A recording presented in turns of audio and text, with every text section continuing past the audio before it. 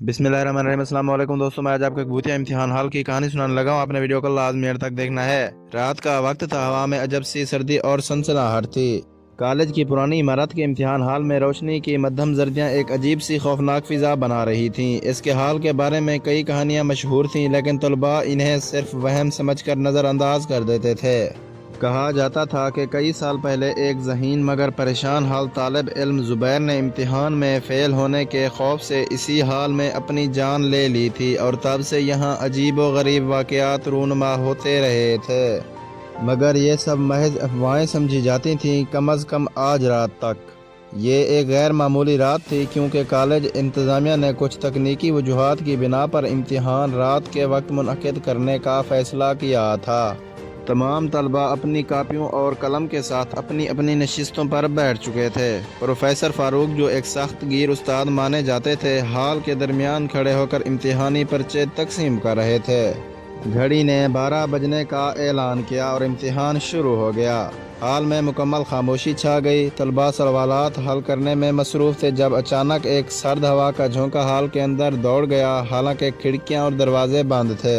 कुछ तलबा ने चौंक कर इधर उधर देखा, मगर फिर अपने पर्चों में मसरूफ़ हो गए। चंद लम्हे ही गुजरे थे कि पीछे वाली कतार में बैठे एक तालिब इल्म आसिम ने घबराहट में ज़ोर से चीख मारी। सबके हाथ रुक गए और उनकी नज़रें आसिम पर जा ठहरीं। इसका चेहरा सफ़ेद पड़ चुका था और आंखें खौफ से फैली हुई थीं। प्रोफेसर फ़ारूक गुस्से में इसके पास पहुंचे और सख्त लहजे में पूछा, ये क्या हरकत है, क्यों चीख रहे हो? आसिम के होंठ कांप रहे थे। इसने कपकपाती आवाज़ में कहा, मेरे पीछे कोई खड़ा था, कोई लंबा साया, और इसकी आंखें जलती हुई अंगारों जैसी थीं। हाल में मौजूद सभी तलबा ने एक साथ पीछे मुड़कर देखा, मगर वहाँ कुछ भी न था। प्रोफेसर फ़ारूक ने सबको दोबारा पर्चा हल करने को कहा, मगर खौफ का साया हर तरफ मंडलाने लगा था। जैसे जैसे वक्त गुजरता जा रहा था, तलबा की परेशानी बढ़ती जा रही थी। अचानक एक और तालिब इल्म ने कपकपाती आवाज़ में कहा, सर, मेरा कलम खुद ब खुद चल रहा है। सब ने हैरत से इसके हाथ की तरफ देखा। वाकई वो कलम बगैर किसी दिखाई देने वाली ताकत के खुद ब खुद चल रहा था, जैसे कोई नादीद कुव्वत ज़बरदस्ती इसे लिखवा रही हो। अब बाकी तलबा के कलम भी हिलने लगे। किसी ने चुपके से पढ़ने की सरगोशी सुनी, जैसे कोई इनके कान में सवालात के जवाबात बता रहा हो, मगर वो आवाज़ सर्द, धीमी और बेजान थी। फिर एक ज़ोरदार झटका महसूस हुआ, जैसे ज़मीन किसी लम्हे हिल गई हो। दरवाजे खुद ब खुद धड़ाम से बंद हो गए। खिड़कियों के शीशे तेज़ी से बजने लगे और हाल में लाइटें एक एक करके बुझने लगीं। किसी को अपने कंधे पर किसी की गिरफ्त महसूस हुई। कोई अपनी कुर्सी से ज़मीन पर गिर गया और कोई चीखता हुआ दरवाजे की तरफ दौड़ा, मगर वो दरवाज़ा जैसे किसी ने बाहर से मुक़फ़िल कर दिया था। प्रोफेसर फ़ारूक भी अब खौफज़दा हो चुके थे। इन्होंने चीख कर सबको खामोश रहने को कहा, मगर कोई भी इनकी बात सुनने के काबिल ना था। अचानक हाल के दरमियान में एक काला धुआं सा इकट्ठा होने लगा और धीरे धीरे इसमें एक इंसानी शक्ल नमूदार होने लगी।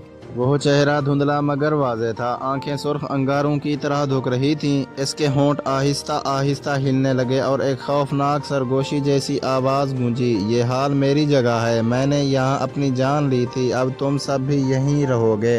ये सुनकर पूरे हाल में कोहराम मच गया। तलबा दीवाना वार दरवाज़ा पीटने लगे। कुछ खिड़कियों से बाहर कूदने की कोशिश करने लगे, मगर जैसे किसी नादीदा ताकत ने इन्हें जकड़ रखा था। प्रोफेसर फ़ारूक ने हिम्मत जमा करके कुरान की आयत पढ़ना शुरू की। जैसे ही इन्होंने पहली आयत पढ़ी, वो साया एक लम्हे को पीछे हटने लगा, मगर साथ ही पूरे हाल में खौफनाक चीखों की आवाज़ें गूंज उठीं। वो चीखें ऐसी थीं जैसे कई लोगों को अजियत में मुब्तला करके मारा जा रहा हो। प्रोफेसर ने मज़ीद तेज़ी से आयत पढ़ना शुरू की और जैसे जैसे वो पढ़ते गए, वो साया धीरे धीरे तहलील होने लगा। आखिरकार जब हाल में मौजूद तमाम तलबा ऊंची आवाज़ में सूरत अल फल्क और सूरत अन नास पढ़ने लगे, तो वो साया एक ज़ोरदार धमाके के साथ गायब हो गया और साथ ही तमाम दरवाजे खुद ब खुद खुल गए। तलबा एक लम्हा ज़ाय किए बगैर तेज़ी से हाल से बाहर भागे। बाहर पहुंचकर सब एक दूसरे की तरफ हैरान और परेशान नज़रों से देख रहे थे, जैसे वो किसी डरावने ख्वाब से निकले हों। इस वाक़ये के बाद वो इम्तिहान हॉल हमेशा के लिए बंद कर दिया गया। इंतज़ामिया ने इसे दोबारा कभी ना खोलने का फ़ैसला किया। जो तलबा इस खौफनाक रात के गवाह थे वो ज़िंदगी भर इसे ना भूल सके। और आज भी जब कोई इस हॉल के करीब से गुज़रता है तो इसे कभी कभी किसी की सरगोशी सुनाई देती है, जैसे कोई अब भी वहाँ मौजूद हो, किसी और शिकार का इंतज़ार कर रहा हो। मज़ीद ऐसी खौफनाक कहानियों के लिए मेरे चैनल को लाजमी लाइक और सब्सक्राइब करें और साथ में दिए गए घंटी के निशान को दबाना ना भूलें। शुक्रिया दोस्तों।